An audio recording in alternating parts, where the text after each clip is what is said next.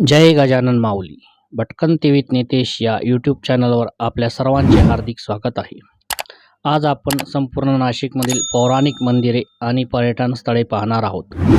जर तुम्ही नाशिक फिरायचा प्लॅन करणार असाल तर या व्हिडिओची तुम्हाला नक्कीच मदत होईल.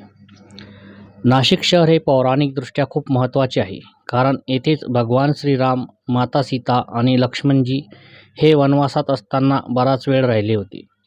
येथूनच माता सीतेचे रावणाने अपहरण केले होते आणि येथेच लक्ष्मणाने शूर्पणखाचे नाक कापले होते.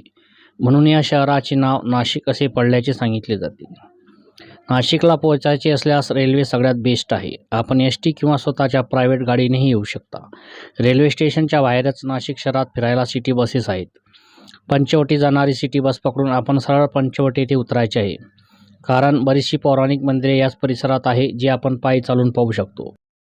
सर्वप्रथम आपण नाशिक शहरातील सर्वात पवित्र मानल्या जाणाऱ्या पंचवटी घाट येथे आलो आहोत. येथेच दक्षिण गंगा म्हणून ओळखली जाणारी पवित्र गोदावरी नदी वाहत आहे. येथे 3 कुंड आहेत: रामकुंड, लक्ष्मणकुंड आणि सीताकुंड. येथे बरेचसे भाविक स्नान करतात. नाशिकमध्ये 12 वर्षांनी जो कुंभमेळा भरतो त्याचे शाही स्नान येथेच होते. या ठिकाणी 3 नद्यांचा संगम आहे: अरुणा, वरुणा आणि गोदावरी. या 3 नद्यांच्या संगमामुळे त्रिवेणी संगम म्हटल्या जाते. येथे रामकुंडामध्ये अस्थिविसर्जन केल्या जाते. प्रभू श्रीरामचंद्राने त्यांचे पिता दशरथ यांच्या अस्थी गोदावरी येथील कुंडामध्ये विसर्जित केल्या होत्या. त्याला रामकुंड असे म्हणतात. बरेचसे लोक रामकुंड येथे अस्थिविसर्जन आणि दशक्रिया करतात. येथून जवळच कपालेश्वर महादेवाचे मंदिर आहे. शंकराच्या पिंडीपुढे नंदी नसलेले त्रैलोक्यातील एकमेव शिवमंदिर आहे. त्याची कथा अशी आहे. पद्मपुराणात श्री मार्कंडेय मुनिश्रेष्ठ सांगतात, पूर्वी ब्रह्मदेवास 5 तोंडे होती. 4 मुखांनी वेदपठण व 5व्या मुखाने श्री विष्णूंची निंदा करीत. एकदा देवसभेत त्यांनी श्री विष्णूंबरोबरच शिवनिंदाही सुरू केली. त्यामुळे भगवान शंकरांनी ब्रह्मदेवाचे 5वे शिर धडापासून वेगळे केले. त्यामुळे त्यांना ब्रह्महत्येचे पातक झाले. ते दूर करण्यासाठी भारतातील उत्तरेकडील अनेक तीर्थयात्रा केल्या, परंतु पातकाचे निरसन झाले नाही. दुःखी कष्टी होऊन ते दक्षिणेकडील पंचवटीत देवशर्मा नावाचे ब्राह्मणाचे घरी ओट्यावर विश्रांतीसाठी थांबले असता गोठ्यातील गाय व नंदी गोरा यांचा संवाद कानी आला. नंदी वासरू आपल्या आईस सांगत होते की देवशर्मा ब्राह्मणाने मला जन्मापासून फार पीडा दिली आहे. आता मात्र मी त्याला शिंगाने ठार करणार आहे. मला ब्रह्महत्येचे पातक लागेल, म्हणून तू चिंता करू नकोस. त्या पातकाच्या क्षळण्याचा मार्ग मला माहीत आहे. सकाळी ब्राह्मणाने नंदीला नाक टोचण्याच्या खटपटीत असताना नंदीने त्याला शिंगाने ठार केले. ब्रह्महत्येचा परिणाम म्हणून तो पांढरा शुभ्र नंदी काळा टिक्कर पडला. पंचवटीत अरुणा संगमात उडी घेऊन त्याचा देह पूर्ववत झाला. नंतर श्रीराम दर्शनाने अतिशय तेजस्वी व बलवान झाला. शंकरानेही त्याच मार्गाने आचरण केले आणि ब्रह्महत्येच्या पातकापासून मुक्ती मिळवली. या जागी विष्णूने स्वहस्ते लिंगाची स्थापना केली. विष्णू म्हणाले, शिवलिंग कपालेश्वर नावाने प्रसिद्ध होईल व याच्या दर्शनाने महापातकाचा नाश होईल. महानंदीच्या मुखातून महामुक्तीचा मार्ग शिवास येथे प्राप्त झाल्याने शिवाने नंदीस येथे गुरुचा मान दिला आहे. गुरु शिष्याचा महिमा लोकांना समजावा यासाठी या लिंगासमोर नंदीची स्थापना नाही. 12 ज्योतिर्लिंगाच्या दर्शनाने मिळणारे पुण्य एकटा कपालेश्वर लिंगाच्या दर्शनाने होते.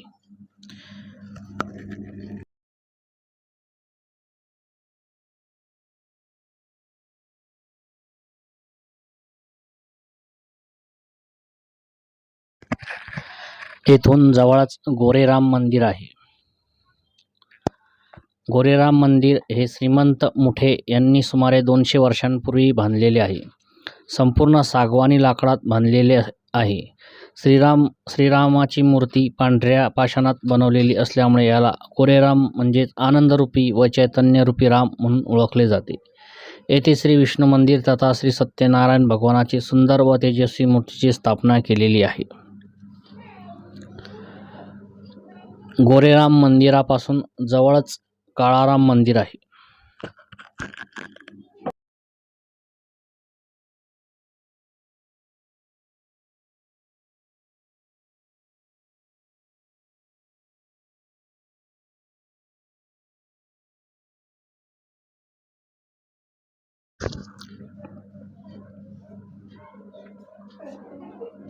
आता आपण काळाराम मंदिराच्या पूर्व महाद्वाराजवळ पोहोचलो आहोत. या मंदिरामध्ये भगवान श्रीराम, माता सीता, लक्ष्मण यांच्या मूर्त्या आहेत. त्या काळ्या पाषाणाच्या आहेत, त्यामुळे याला काळाराम मंदिर म्हटले जाते. या मूर्ती गोदावरी नदीमध्ये स्वयंभू रूपातील असून 2000 वर्षापूर्वीच्या आहेत. काळाराम मंदिराच्या जागीच पूर्वी श्रीरामचंद्राची पर्णकुटी होती. काळाराम मंदिरापासून अवघ्या 2 मिनिटांच्या अंतरावर सीता गुफा आहे. पंचवटी येथूनच रावणाने माता सीतेचे हरण केले होते. येथे 5 जुने वडाचे वृक्ष आहे. यामुळेच याला पंचवटी असे नाव पडल्याचे समजते. सीता गुफा समोरच सीताहरण प्रदर्शनी आपण ₹1 तिकीट काढून पाहू शकता. प्रभू श्रीराम, माता सीता आणि लक्ष्मण बराच काळ पंचवटी येथे राहिलेले आहे. सीता माता गुफेमध्ये आपल्याला खाली बसून गुफेत पुढे सरकत जावे लागते. गुफेमध्ये प्रभू श्रीराम, माता सीता आणि लक्ष्मणजी यांच्या मूर्ती आहेत. तसेच माता सीता गुफेमध्ये भगवान शंकराची आराधना करीत असत. आतापर्यंत आपण पायी चालत सर्व जवळची मंदिरे पाहिली आणि दर्शनही घेतले. आता आपल्याला सीतामाता गुफेपासून किंवा थोडे समोर काळाराम मंदिरापासून ॲटो करून तपोवन दर्शन म्हणून 11 पॉईंट आहेत ते पाहायचे आहेत.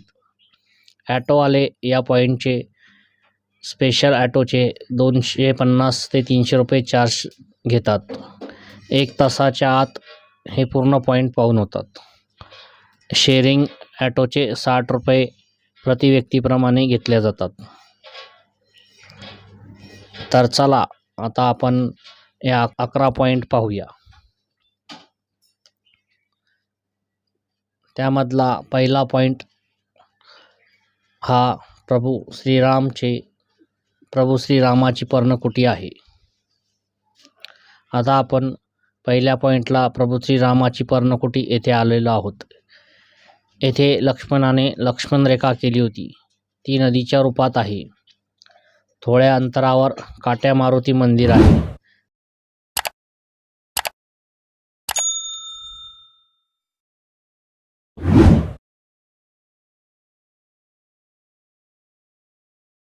जेव्हा आपल्यात नवीन लग्न होतं ना, नवीन नवरी माहेरीने पाठवते बा बुधवार. काट्या मारुती मंदिरासमोरच माता सीतेचे मंदिर आहे. रेखा है, सीता अम्मा रेखा क्रॉस करके रावणासुर को भिक्षा दिया। रावण सीता अम्मा को यहाँ से किडनैप करके लंका ले गए। सीता अपहरण स्थल है। हर टेम्पल में राम, लक्ष्मण, सीता, वनजीवन सीता देवी, सीता पाल है, कृष्ण भगवान है। सीता पाल टच करो, चरणामृत लो, दर्शन करो, अपनी इच्छा हो सेवा भेट। यानंतरचा पॉईंट हा श्री लक्ष्मीनारायण मंदिर आहे. दर 12 वर्षांनी नाशिकमध्ये जो कुंभमेळा भरतो त्याची सुरुवात ही या लक्ष्मीनारायण मंदिरामध्ये पूजनानंतर होते. मंदिरामध्ये लक्ष्मीनारायणाची सुंदर मूर्ती आहे.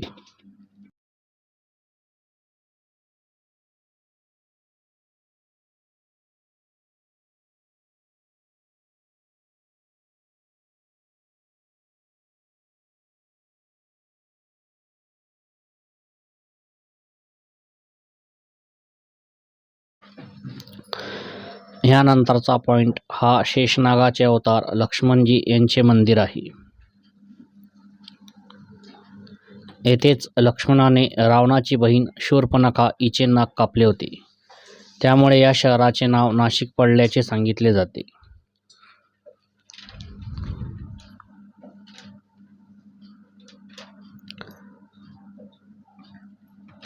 भारतामध्ये लक्ष्मणजी यांचे शेषनाग अवतारामधले हे एक मंदिर आहे. खूप पुरातन आणि पवित्र असे हे स्थान आहे.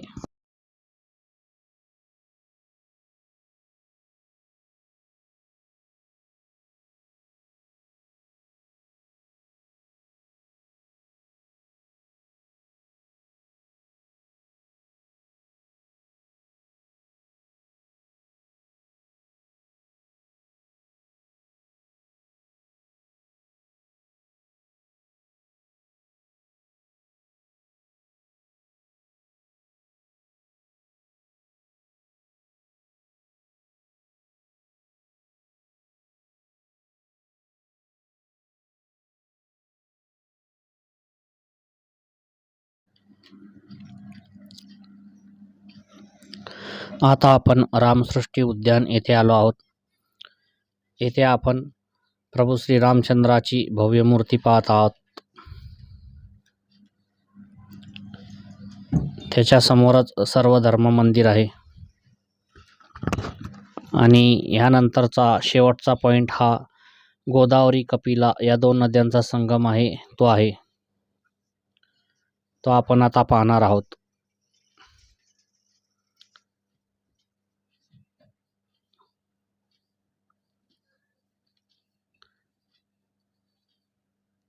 या ठिकाणीच सीतामाता अग्निकुंड आहे. रावणाने सीतामातेचे हरण केले तेव्हा रावणासोबत सीतामातेचे छायारूप होते आणि सीतामाता या कुंडामध्ये अग्निरूपात होती. येथे ब्रह्मकुंड, विष्णुकुंड, मुक्तितीर्थ, रुद्रकुंड, अग्नितीर्थ, कपिला संगम, कपिलातीर्थ असे पवित्र अष्टतीर्थ आहेत.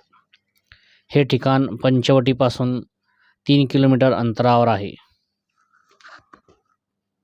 आमची ही सर्व ठिकाणे 3 तासात आरामशीर पाहून झाली.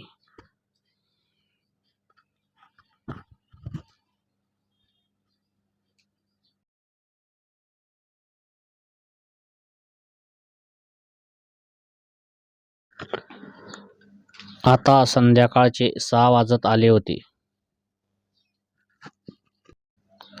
आणि संध्याकाळी पंचवटी गोदातीरी रामकुंडाजवळ 6:30 ते 7:30 या वेळेत गोदावरी नदीची महाआरती होत असते. त्यामुळे तुम्ही सुद्धा नाशिक दर्शनमध्ये या आरतीचा अनुभव अवश्य घ्या. गोदावरी आरतीचा संपूर्ण व्हिडिओ आपल्या चॅनलवर आहे, तो अवश्य पाहावा.